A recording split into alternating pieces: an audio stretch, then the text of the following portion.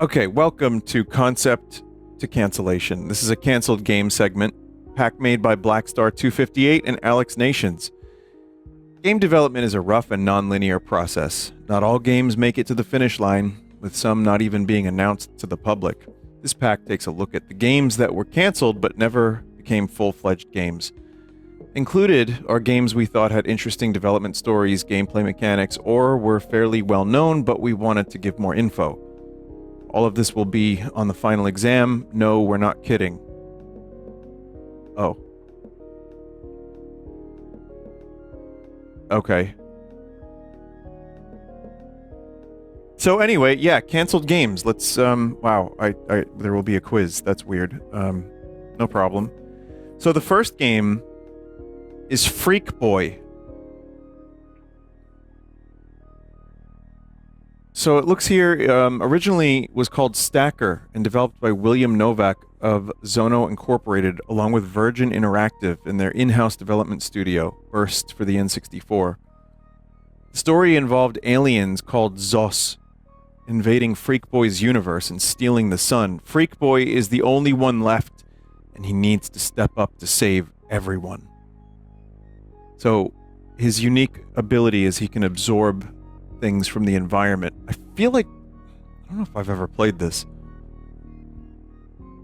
You have head, chest, and feet, and you can mix and match skills. So here's the mix and match.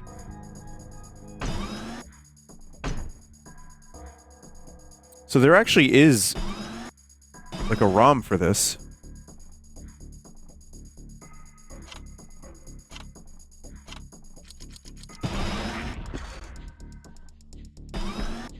I don't know if it was leaked or what, but it looks like, yeah, Freak Boy is playable. People were optimistic about Freak Boy, comparing the game to Super Mario 64. Yeah, okay. Here's an E3 trailer from E3 1996. Freak! Slated for release in the first quarter of 1997. I guess at this time, there really wasn't much else to compare it to other than Mario 64.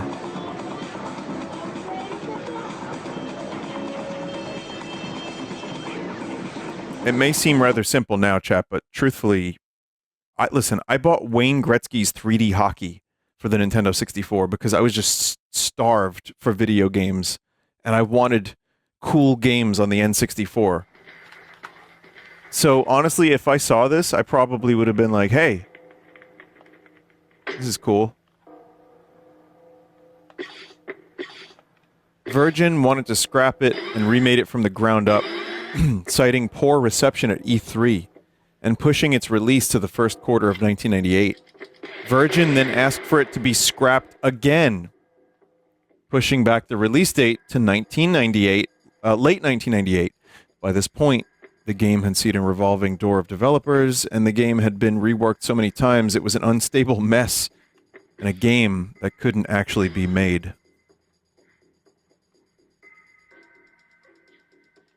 Freak Boy would later be put on indefinite hold due to what was previous developers and employees would cite as a huge financial losses and gross mismanagement within the company.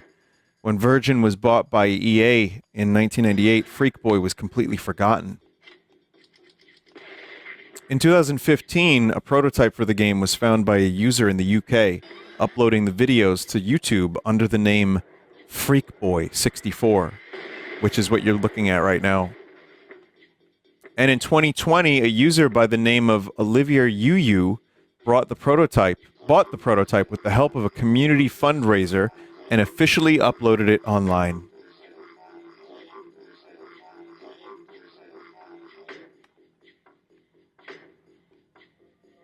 I mean, I don't really feel like I need to play this to get an idea of Freak Boy. But here's a little something from GamePro in 1997. I would have looked at that graphics in 1996 or something, and I would have been like, whoa. Look at the bottom. Freak Boy could be a new revved up Mario with an attitude. That's crazy. But at the time, there was like, again, this appetite for N64 games, and 3D platformers were still so new.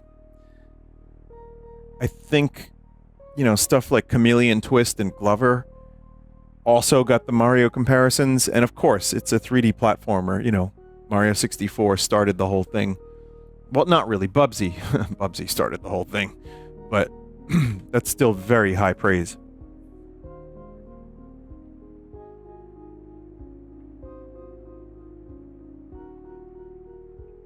Show you a couple more images. We'll skip around. There's video of the prototype here. The innovative idea in Freak Boy is granting the lead character the ability to morph into weapons rather than simply carrying them. This 3D action game somehow manages to retain the trademark anti-alias look of the N64 titles. Huh? I don't know why I'm adding the word "the" so many times. Here's a spawn room. And here's some extended gameplay.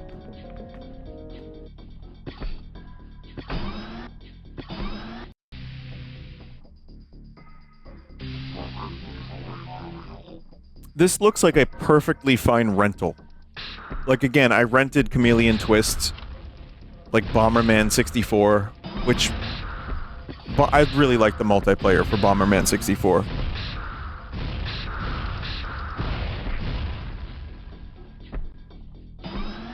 I'll tell you what, though, Freak Boy definitely has attitude. But, yeah, it looks like there's a lot of slowdown.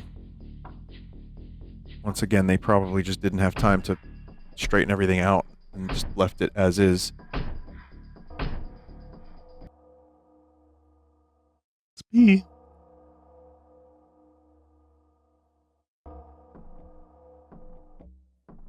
It kind of looks cool. You know what?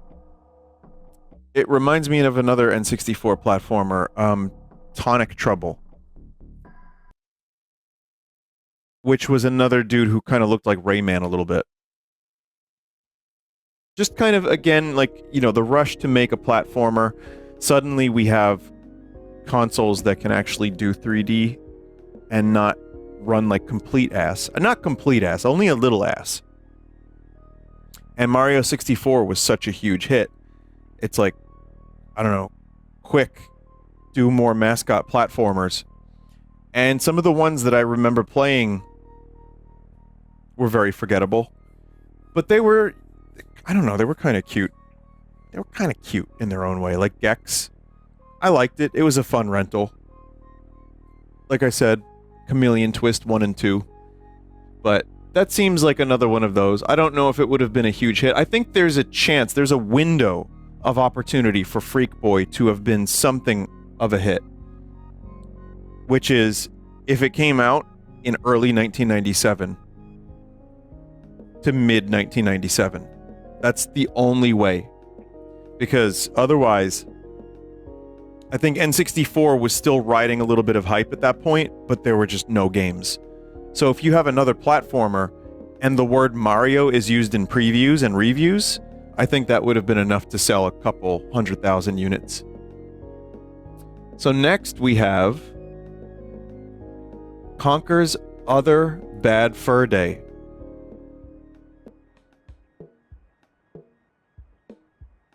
This one kind of hurts in a little bit. A little bit of a kind of a thing that I had when I was younger. I liked Conker a lot, and I was hoping that Rare would continue. Hang on, I'm just capturing this. I was hoping that Rare would continue making games for Nintendo because I didn't have an Xbox.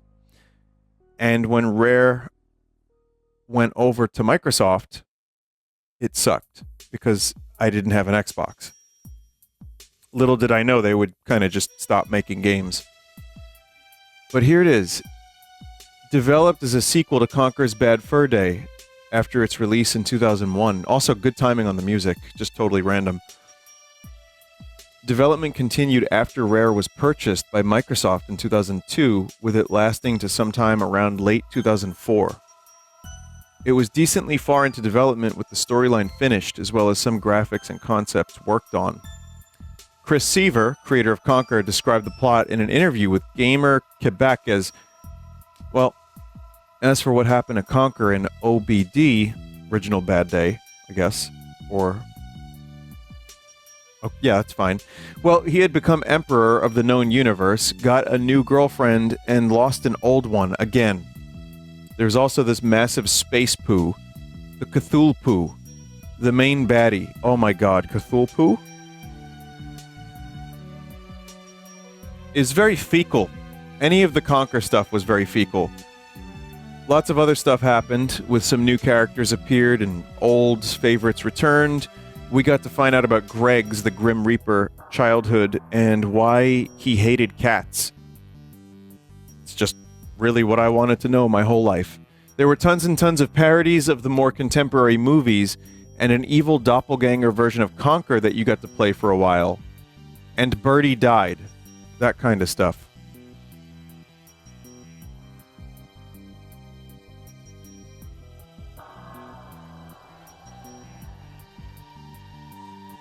Chris also described some rather interesting cut content that was originally cut from the first game that would have been put into the sequel. There were a few levels that only existed on paper. For example, one where Conker had to inflate a giant fetish-themed female pig by sticking a bellows up her arse.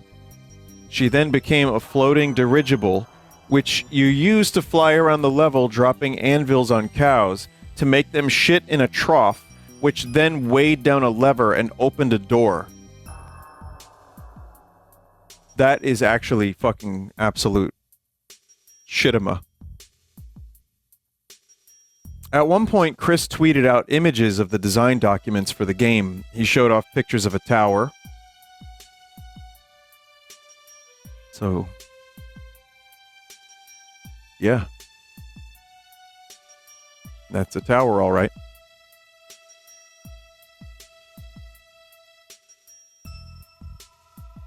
The dungeon intro for the game.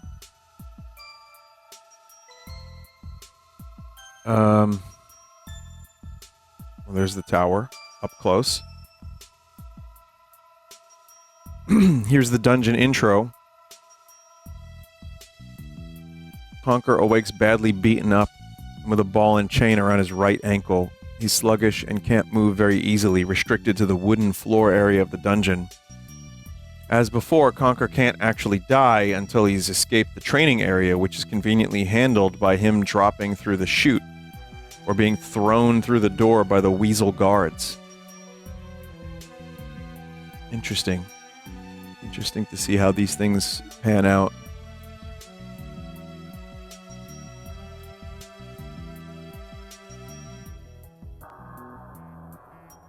So here's a dungeon description. I'm not going to read all this, but I see there's a new character called Camembert, the French resistance cheese, of course. In the final cell is the one who contains Hannibal the Manual. Oh, God.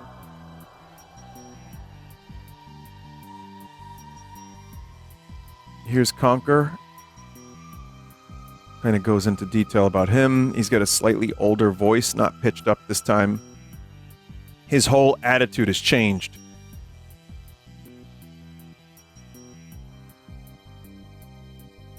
Wow.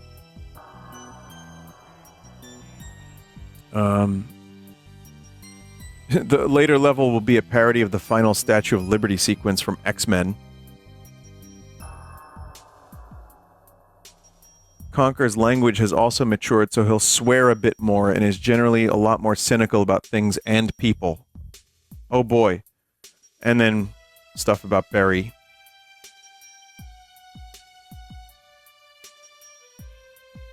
And the outro for the game.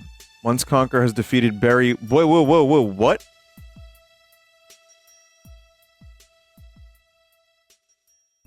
Some crazy shit going on here. Anyway, Chris states that Microsoft pushed for the game to be finished as the Xbox 360 was soon releasing, going as far as to asking Rare to move the development of the game over to the new console. Chris was against the idea as he didn't want to spend another 2 years working on a game he'd already spent nearly the past 2 years working on, something he regrets heavily. Oh man. 2 years it already had in it? Chris and his team had already been working on development of Conquer Live and Reloaded, which was sprung on him and his team very shortly after the Microsoft purchase. After development was cancelled, Chris and his team worked on a multiplayer-only game called Gettin' Medieval, which featured Greg as the main protagonist instead of Conquer. This would have reused a lot of Other Bad Day's art and concepts. Oh, that's OBD, that's Other Bad Day, right.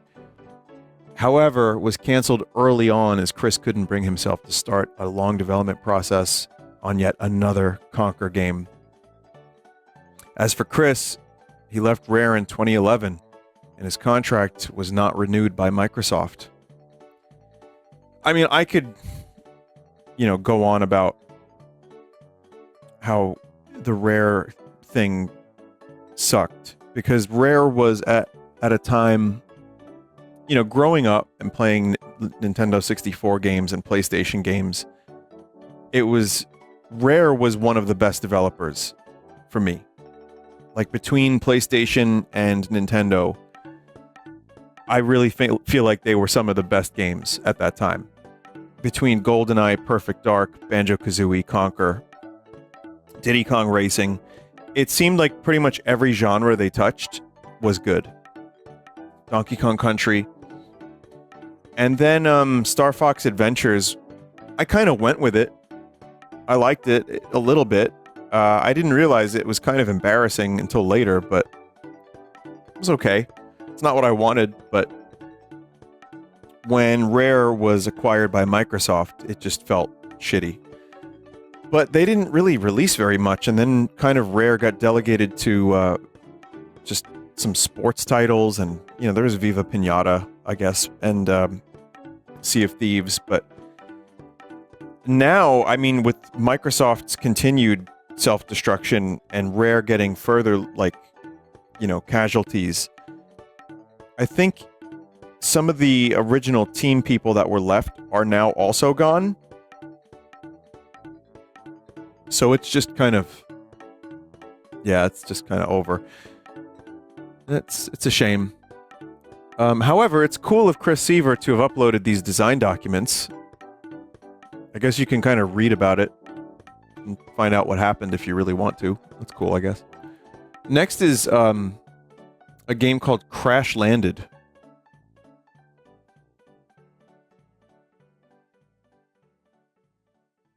Oh, Everwild. That's another game. That could be on here.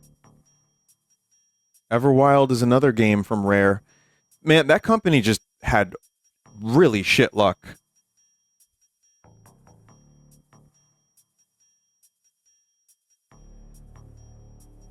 Just really, really unfortunate. But there's also, there's other angles here too. One of the things I've read over the years was that the reason Nintendo had no problem letting go of Rare is there was a shift in the company in the late 90s, early 2000s, and by that time, maybe their creative juices weren't the same. So, you may recognize this guy. Crash Landed. Pleased with the release of Crash Mind Over Mutant, Activision gave Radical Entertainment the chance to develop a new mainline Crash Bandicoot game, which would serve as a reboot of the series. Development started around 2008 with the game to release on the PS3, Xbox 360, Nintendo Wii, and Nintendo DS. It had two names during development: I Am Crash Bandicoot and Crash Landed. Crash Landed seemed to be the decided name, with the former developers referring to the game as such. I like I Am Crash Bandicoot. That's... I am Crash. The plot was going to be a brand new origin story for Crash. After Dr. Cortex's experiments, Crash would then take off to rescue the non-mutated bandicoots, known internally as bandicoots. Dingodile was going to return, with him launching the bandicoots out of a cannon. New enemies were in the works, including a land shark and the queen of a large firefly hive. So that's this. Early concept art shows a different design for Crash, as well as a possible animal friend. Oh god. Oh god, that's Crash Bandicoot? What the fuck is this thing?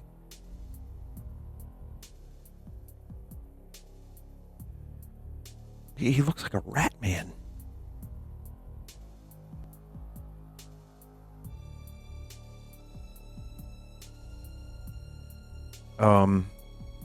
I'm confused because what I'm seeing here even looks a little different from here. He looks like he's got tood, and big pant, and is he wearing like flip-flops? Oh my god. Well, this is a manatee animal friend. Gameplay would be innovative for the series, as it would include a tool function which involved combining different items to create different ways to attack, as well as different movement options. Leaked design documents show that these tools were well thought out early on, with 11 of the tools having their own spec sheets. Included in the spec sheet was a boom bat, bottle rocket, fertilizer gun, flashbang, frogzooka, glider, jetpack, jet skis, light tool, pinata bomb, and the wig of insanity. Mr. Woods!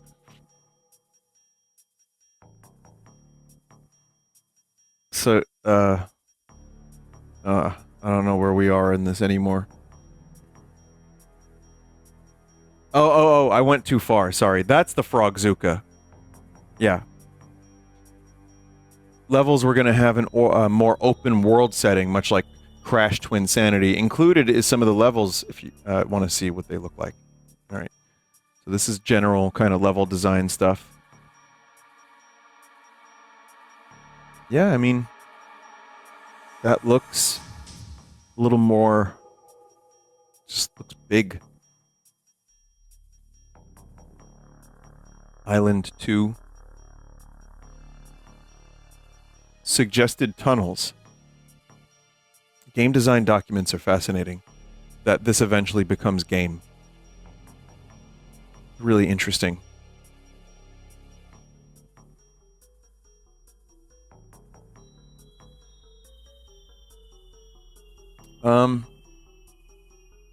The health bar from Mind Over Mutant would return, as well as a damage system similar to Ghosts and Goblins, in which Crash would lose his clothing from taking damage.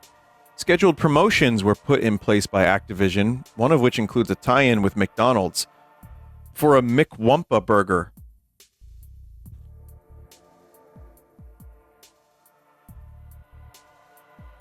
I think it's amazing that Crash would be nude and McDonald's would be like, we'll sponsor that. I get it now. I see McDonald's. I see what's going on. There it is. Try the new McWumpa burger. It's huge.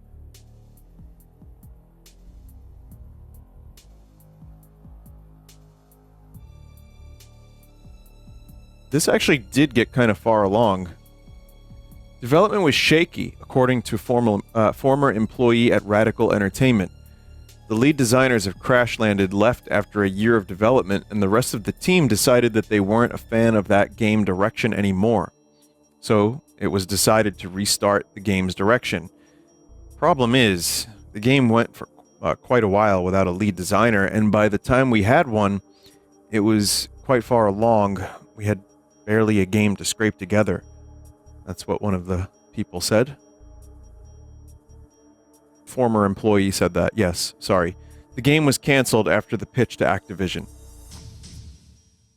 Very dedicated Crash fans, however, have not let the dream of Crash Landed die, as some have started working on a fan game based around everything that was known about the game. Doesn't really surprise me to hear that, to be honest. Fans are dedicated. For me, Crash is not one of my platformer guys. Caddy would hate me if he heard me say that. Well, he wouldn't hate me, but I think it just never clicked for me. I played demos. I've played a couple things from Crash. I like Crash Team Racing quite a bit. I think that's my favorite. My favorite Crash Bandicoot game is Crash Team Racing. And I liked playing Crash Bandicoot on demo discs, but it's just, it's okay. I was really blown away by the graphics of Crash Bandicoot on the PlayStation, but a lot of deaths in that game really upset me. It just kind of sucked. But, I would have probably...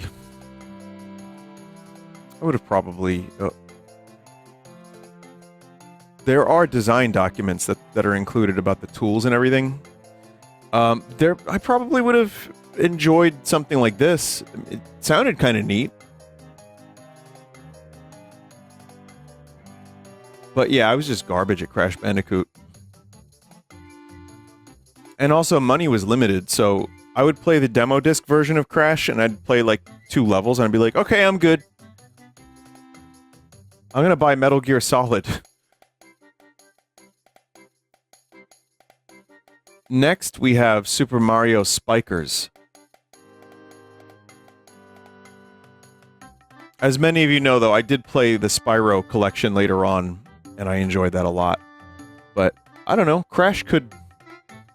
Maybe there's some stuff in there that I would like if I gave it another chance. Super Mario Spikers for the Wii. Following the success of Super Mario Strikers Charged for the Wii, Next Level Games was given the chance to develop the next Mario sports game. Described by a former artist for NLG as a wrestling volleyball hybrid with a game show slant. Started production as just Mario Volleyball, as you can see by the logo. The wrestling mechanics were added later on in development after more employees from NLG started working on the project. With these new mechanics, the game's name was changed to Super Mario Spikers. That's the logo. Right there. NLG had been working on a game called WWE Titans Parts Unknown after a few years prior, which was also canceled, hence the interest in including wrestling to the game. Several designs for Mario were created. Wow. Oh my god, that's very tight. And an animation demo reel was discovered in 2014 by Unseen64 that showed off the wrestling mechanics, including Waluigi pile-driving Mario. Oh, I really want to see that. Here's another Mario design. That's the American cover version.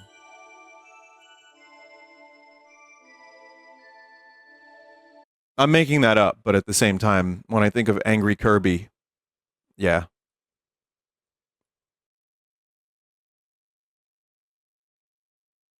So, it's just 15 seconds of animations.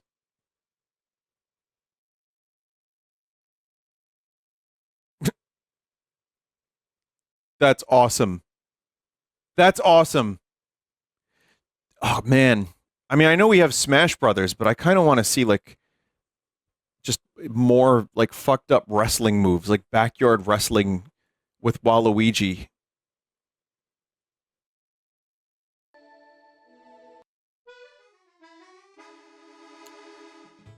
Several level concepts were worked on as well, including a stadium, TV show sets.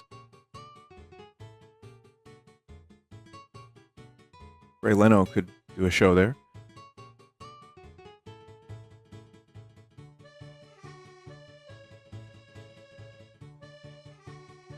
Wow.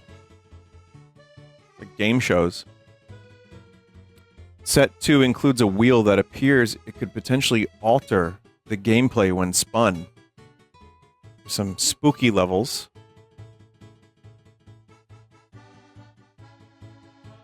looks neat. And one that bears some resemblance to the map of DK Island from Donkey Kong Country. Oh, yeah. Well, mainly, maybe more Donkey Kong 64. Some resemblance, sure, but it's also, it's kind of generically its own thing, too.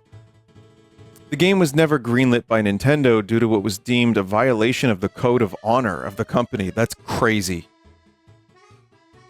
The game was seen as too violent, the most likely cause being from Waluigi's extremely vicious and violent attack on Mario.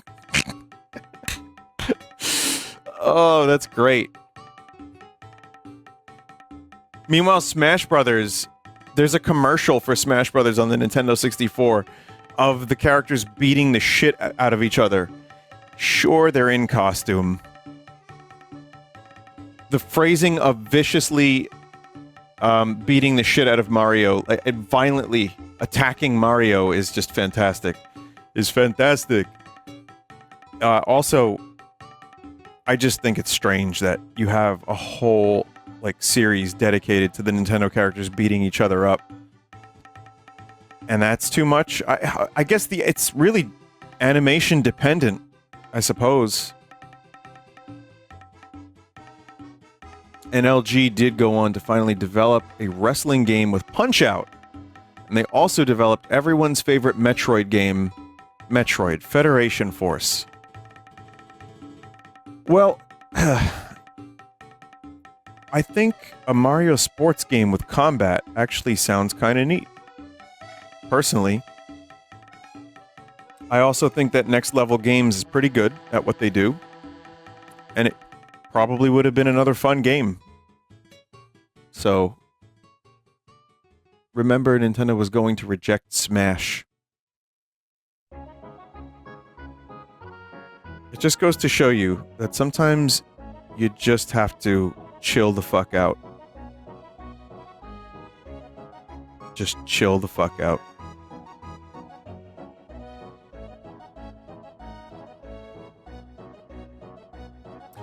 But yeah. That seemed alright. Next is Kid Kirby. Oh, this is an interesting one. I had never heard of this either.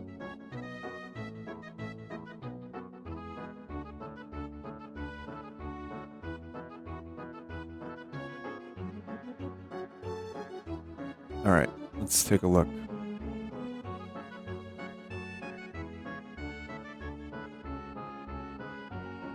This is a very interesting image. So you'll just have to, 1 second. You'll just have to look at this for a little bit. Set to release as a platformer on the Super Nintendo, developed by DMA Design in 1994/1995. The storyline would have been told from the perspective of an older Kirby, telling his origin story from when he was a kid. The plot would have been similar to Kirby's Adventure. Kid Kirby has to find the missing Star Rod after it was taken from the Fountain of Dreams. A younger King Dedede would have appeared, most likely named Prince Dedede. The game was going to utilize the SNES mouse. Where instead of normal movement controls, you would have used the mouse to drag and throw Kirby into the air and launch him towards the goal, akin to Kirby's Dream Course. You know, that's actually interesting because, yes, Kirby's Dream Course, but I feel like a lot of Kirby games experimented with touch controls. Canvas Curse, Mass Attack. Kirby has had a lot of weird, touchscreen games.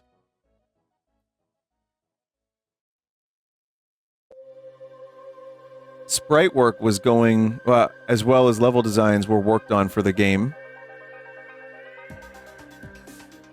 So let's take a look at some of that.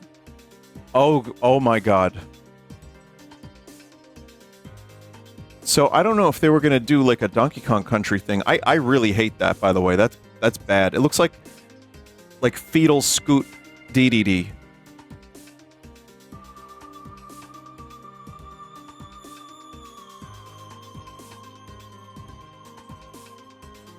I don't know what's going on with Kid Kirby's little hair. It's strange. Oh, okay, this is what it would look like. That's okay. More than I expected.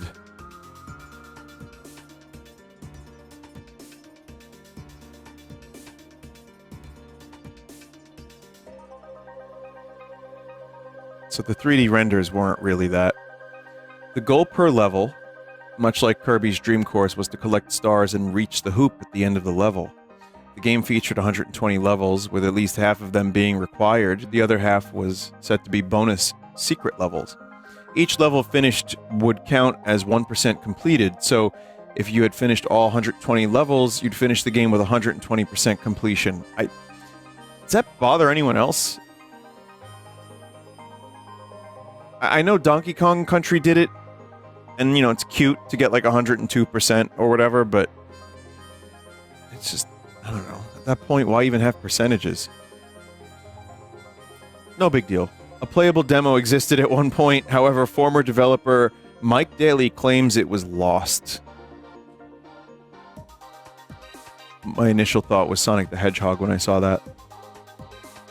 The game was cancelled after poor sales of the Super Nintendo mouse, and the game being tough to convert to being played on a normal controller. Mike Daly also claims that Nintendo got fed up with DMA Design's long development time.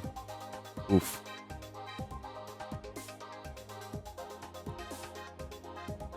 DMA Design later went on to create Grand Theft Auto, that is now known today as Rockstar North. It's true, chat. That is actually true. They did Body Harvest as well on the Nintendo 64.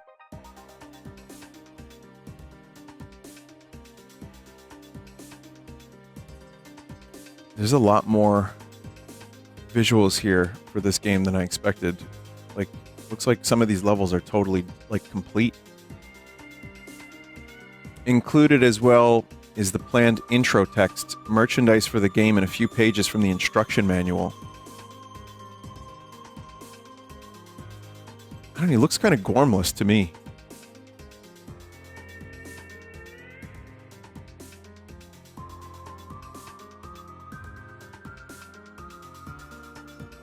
I'm just going to read that to myself.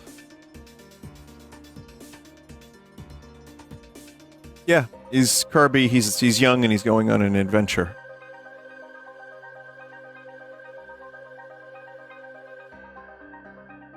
Kind of cool, though. It's like a little fake newspaper on the right there. He does look like Jigglypuff now that you mention it.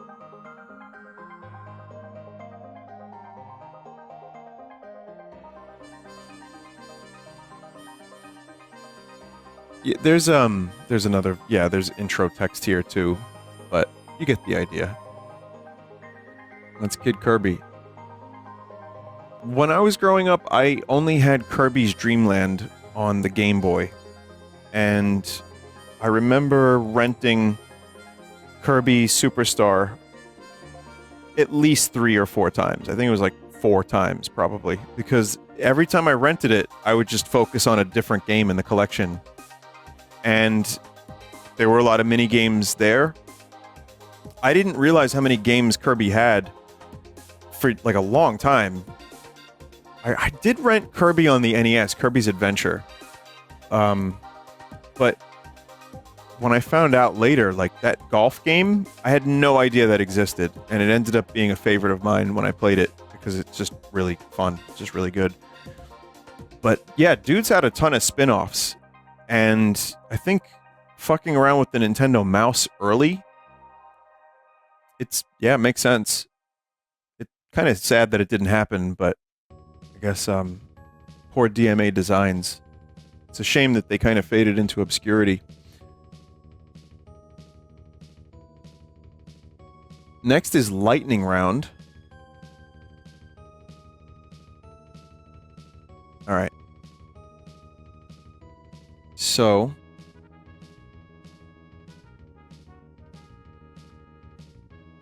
now this is going to be a number of things. You're going to love the name of this game, chat. It's going to be absolutely incredible. Guaranteed. Pussies Galore. Anyway, this features games we thought were interesting, but either decided not to fully feature or couldn't find enough information on. So, here's Pussies Galore. For the Amiga CD32, you play as an alley cat with a gun who would save kittens. Needs no further elaboration on why it was cancelled. Yeah. And the schoolboys giggled and snickered. Cracking jokes worthy of, "Are you being served?" Huh? Oh god, that just brought me back 30 years. The cause of such jovial mirth is surely the rather risque title of Team 17's latest animal-related release. Team 17? Actually, what year is this even? Amiga? Yeah, I guess so. Probably around that time. Pussies, as it is affectionately known around some parts, is thankfully a game about cats. We can picture 50% of you getting really frustrated and turning to the page at this point, and you're probably in your early teens. Fortunately, Paul McNally is just about mature enough to bring you a filth-free preview of the latest feline-infested platformer. Just looks like, you know, a game where you go around and you shoot. Doesn't look like anything too different than things I've played a bunch. However, I noticed over here, Amber Developments, aka Smut Developments more like,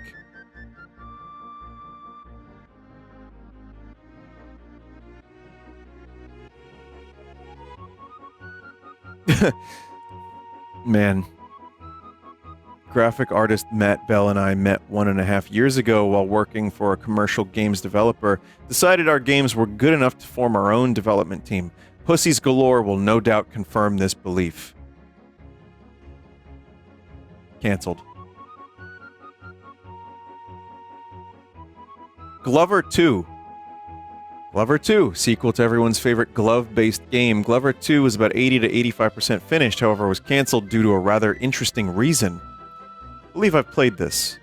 I think this one was leaked. This quote from James Steele, former programmer for Interactive Studios. When ordering the carts for the first game, the standard production run was something like 150,000 units. And this is what the management at ISL had advised Hasbro to order, because the N64 wasn't really faring that well compared to the PS1 at the time, and the non-Nintendo titles tended to sell poorly. Nintendo had a special on N64 carts at the time, and the game was being scheduled for production. Some bright spark at Hasbro thought it would just be absolutely super to order double the normal amount, so they put in an order of 300,000 units at a slightly reduced cost. The problem was that none of the retailers wanted to take that stock off of Hasbro's hands, and thus Hasbro was left with 150,000 or so copies of Glover for the N64 that nobody wanted. That's something like $500,000 worth of stock that they can't shift. And with Hasbro Interactive not being in the best of financial shape, Glover became a dirty word around the company, as it soon became apparent over the course of Glover 2's development that they were stuck with all those carts. Of course, the blame was put on the game and the brand itself rather than the idiot who ordered the extra 150,000 carts from Nintendo. That is actually horrible. I'm not a Glover fan. I'm sorry to say this, but not for any, you know, I don't really have anything against the guy. I just didn't play Glover when I was growing up. When I finally did play Glover, it was fine. And to this day, I mean, I don't know. I played a little bit of Glover 2. I believe there's a leaked ROM for it. It's not amazing. However, that said, if anyone that worked on Glover is watching this, what happened to those 150,000 cartridges?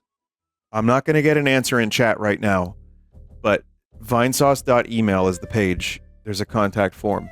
I'm kidding. No one that worked on Glover is still alive. No, if they are, I'm genuinely, joking aside, really curious what happened to these cartridges. Do any still exist? Can I have one? Does someone have like 10,000 in their basement? Did they repurpose them for other games? Landfill?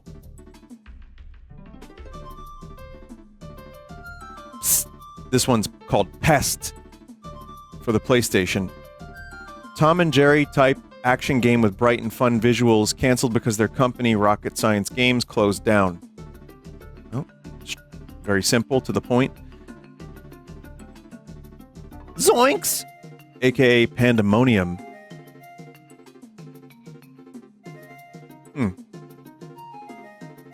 Oh, Zoiks. Z-O-I-K-S. I thought it was Zoinks. Huh. Point and click with Hanna-Barbera characters canceled due to the mishaps during development. So, Shaggy, the amusingly named character from the cartoon Scooby-Doo, is set to join the rest of the Hanna-Barbera characters for Zoiks, a cartoon RPG for PlayStation, late this year. Developed by Tribe, Zoiks features the likes of Fred Flintstone, Penelope Pitstop, Snagglepuss, and Huckleberry Hound, as well as Scooby-Doo, in a quest to recover all the sounds from their respective cartoons, which have been stolen by Dick Dastardly. Who else? The game will certainly appeal to younger players, but the zany nature of the characters should mean adults will get a kick out of it too. Released for Christmas, except it didn't. And Donkey Kong Racing, spiritual successor to Diddy Kong Racing. After Microsoft bought Rare in 2002, the game was no longer of interest. Obviously. I covered this one a little bit. We watched some stuff, talked about it. You know, there was actually even... I think Rare made a Game Boy Advance Donkey Kong Racing that was then turned into something... I played a prototype, but not the GameCube one. Gormless. Yeah, Banjo Pilot. Right, okay. So, Donkey Kong Pilot turned into Banjo Pilot. So not the same thing, but, you know, it was something, Donkey Kong. And this one's interesting, especially considering the music that's playing. Metroid Prime 1.5. I'm surprised I've never heard of this.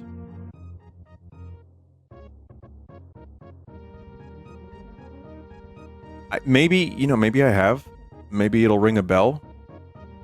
But we'll take a look with Metroid Prime 4 coming out. Let's see what we've got.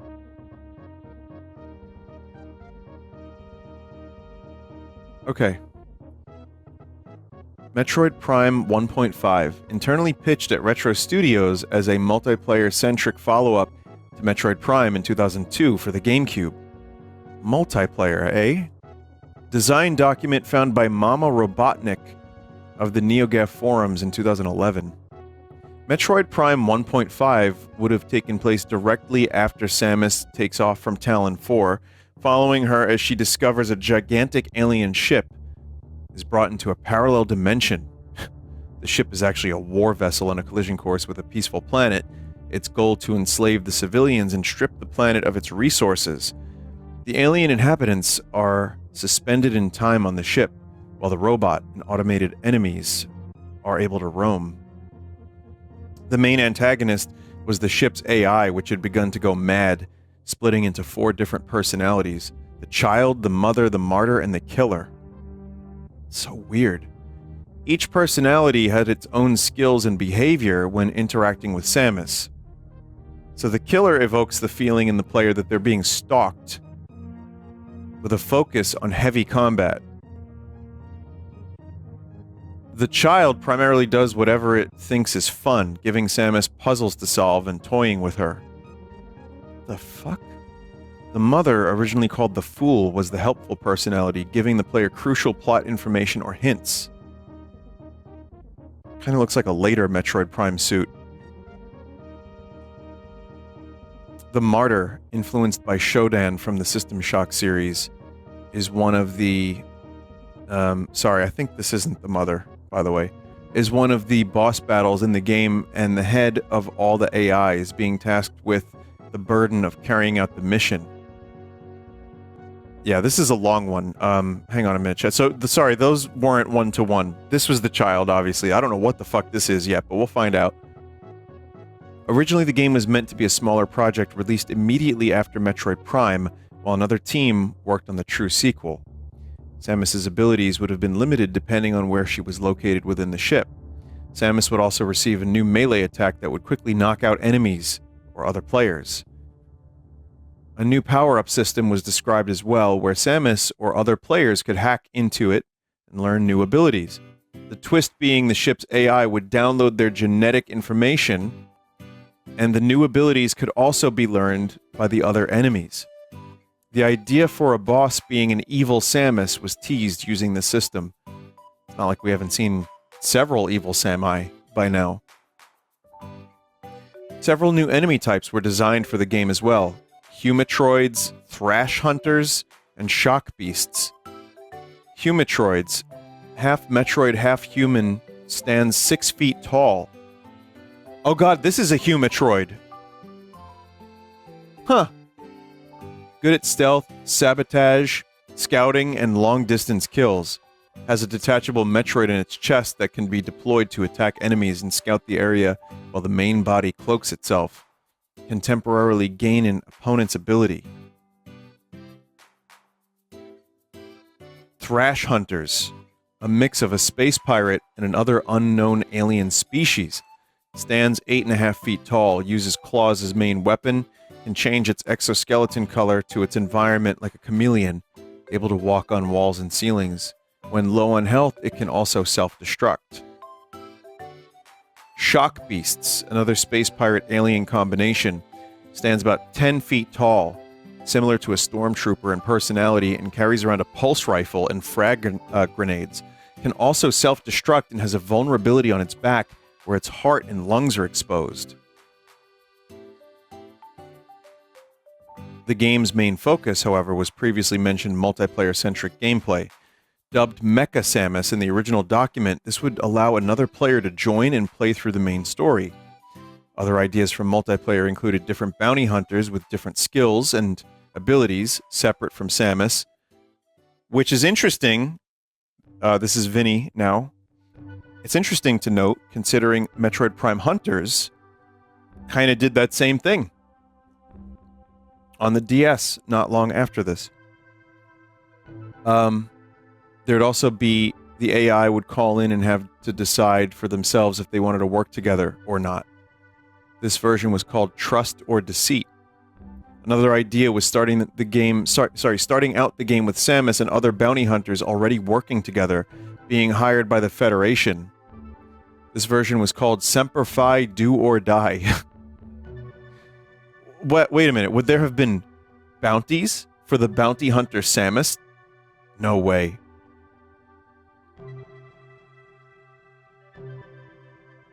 After the completion of the main game, players were then able to unlock different game modes. Capture the Metroid, which is capture the flag-like. Ancient Chozo Battle Robot, or Robot Battle. Arena Battle-styled mode. There it is, on screen right now.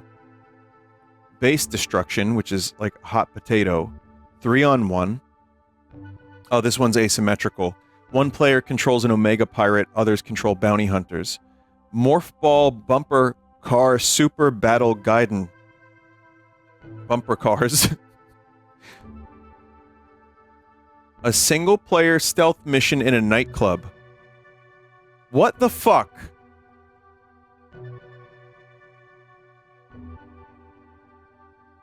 This can't be real. That's very, very strange. All of this is really weird. There's other game modes, multiplayer scenarios such as Riot Squad, win through most kills, control point, deathmatch with areas of control, protect the celebrity, escort mission, object race, race through the nightclub and acquire objects, and bottle blast, destroy as many bottles as possible. No concrete reasons could be found for the game not being finished and released. However, parts of 1.5 were taken, changed slightly, and reused in Metroid Prime 2. Included in the folder is the entire design document. Feel free to take a glance. Oh, I'm good. That is nuts. I'll take a quick look, but there's 20 pages of design doc.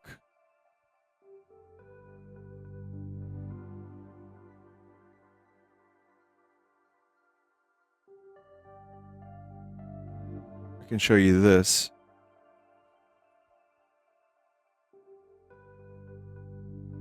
Two levels of the nightclub. So this is pretty much what I think we could crank out in a year. A smaller adventure with expanded mechanics and a few new ones thrown in. The beauty of spaceship design is that a lot of the corridors and hub rooms can be reused over and over again with minor variation. It's fascinating.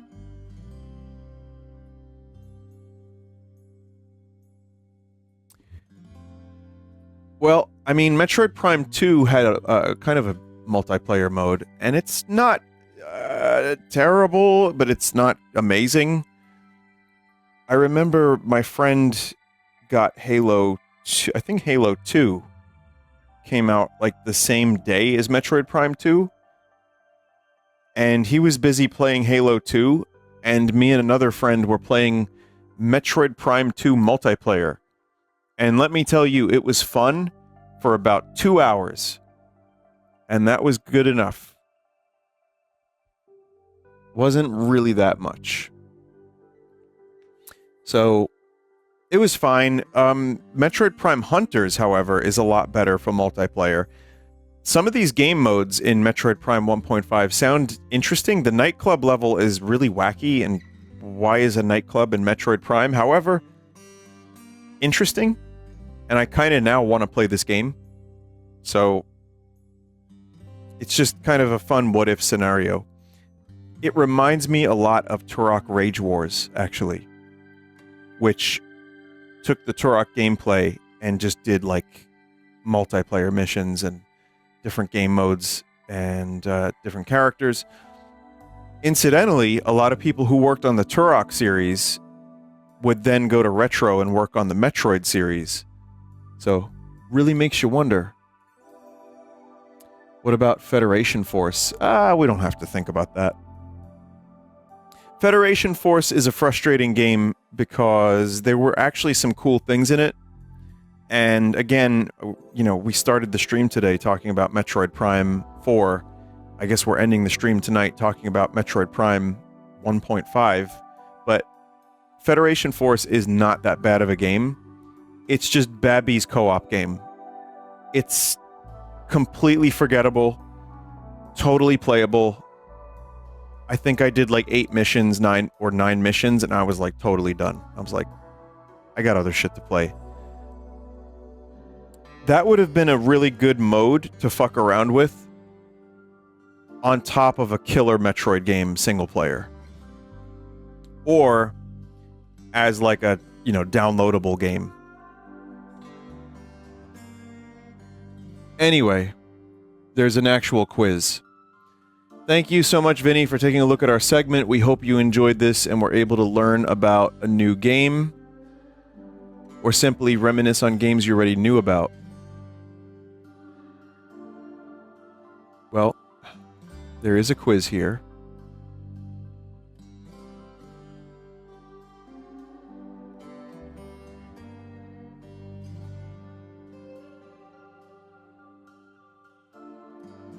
So, what game was canceled because of the extreme violence?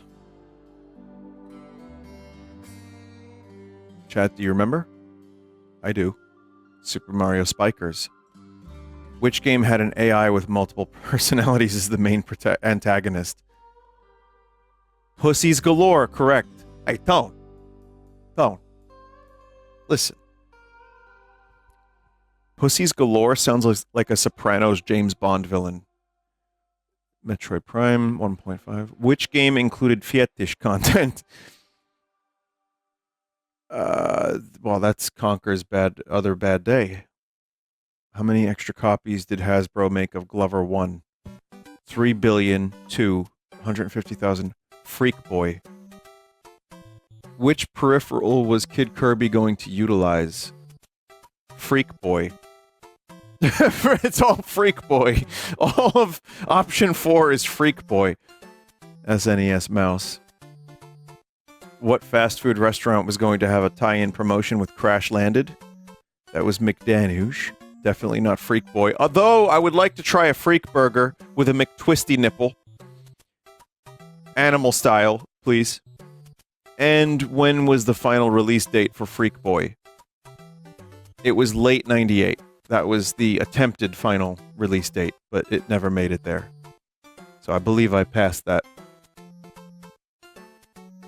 94 points for that one. Well, thank you, Blackstar and Alex Nations. That was cool. That worked out great. That was the perfect length of an educational segment.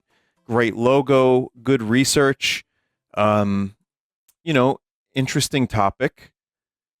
I really enjoy that. Vinny, show the results. Oh, that was a 100.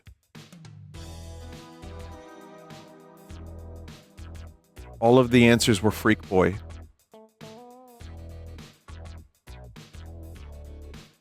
Well, there you go, chat.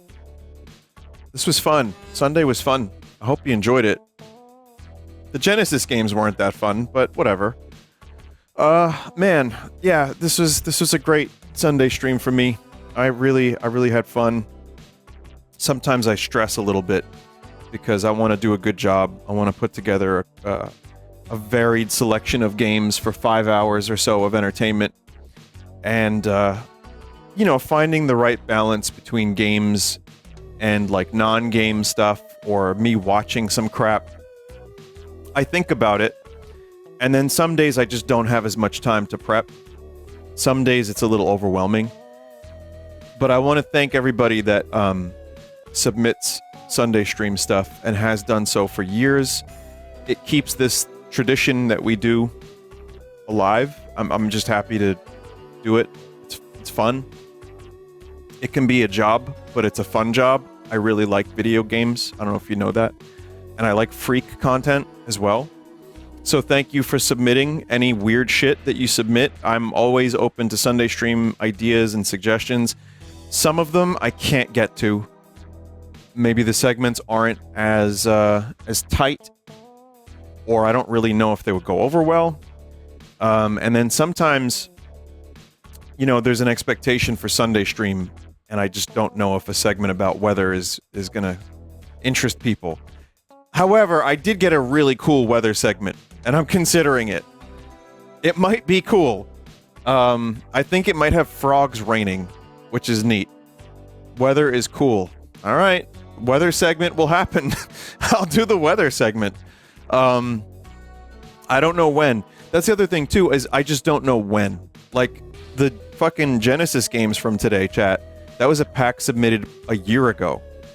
So, I kind of do my best to get to the stuff I can whenever I can, and some of it falls between the cracks. If in the past couple years you've made a really good Sunday stream segment that you think the audience would love, you can email vinesauce.email and remind me. That's the contact form. Or you can use the submission form, and you could submit it there. We have a whole new submission form. It's really good. What else? When are the Joker cars? Maybe sooner than you think.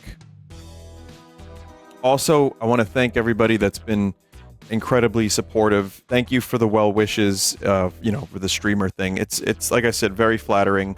I will remember. I am not planning on winning that thing. I don't care. I'm not going to LA. But you know what? That was good enough for me. I felt like 1% better about myself as a streamer. And I think it's really neat to have people think that you do a good job.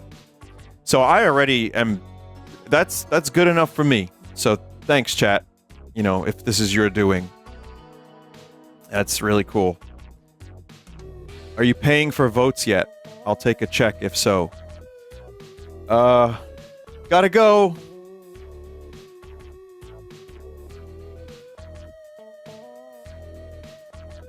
All right, no, thanks. And also, chat, thank you for the subscriptions. I know I say this.